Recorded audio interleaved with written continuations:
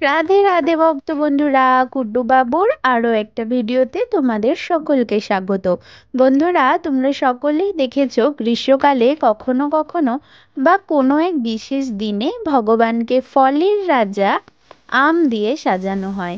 কিন্তু কেনই এই শৃঙ্গার, কি তার মাহাত্ম্য, সব বলছি তোমাদেরকে। তার আগে চলো সাজিয়ে নি আমগুলো দিয়ে। বন্ধুরা, তোমাদের বলে রাখি, এই ফল নিবেদনের মাধ্যমে আমরা আমাদের কর্মকে ভগবানের চরণে সমর্পণ করি। বন্ধুরা, এর মাধ্যমে আমরা নিষ্কাম কর্ম অর্থাৎ ফলের আশা না রেখে ভগবানের জন্য নিরন্তর কর্ম করার জন্য অনুপ্রাণিত হই।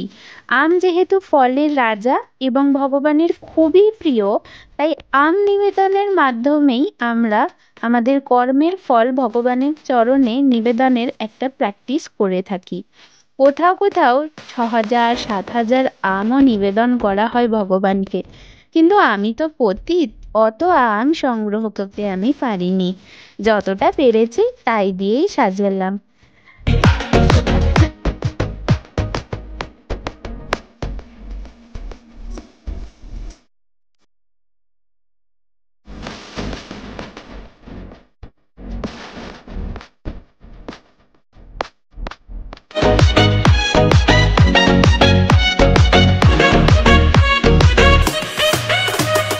নাচেন ভালো সুন্দরী, বাঁধেন ভালো চুল।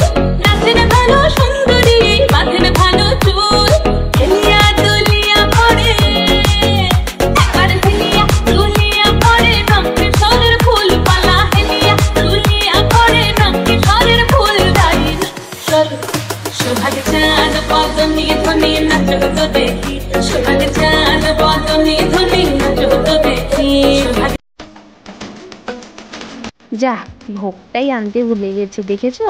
দাঁড়াও, আমি নিয়ে আসি।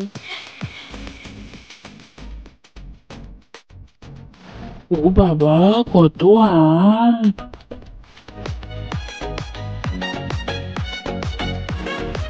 চল কুদ্দু খেলি।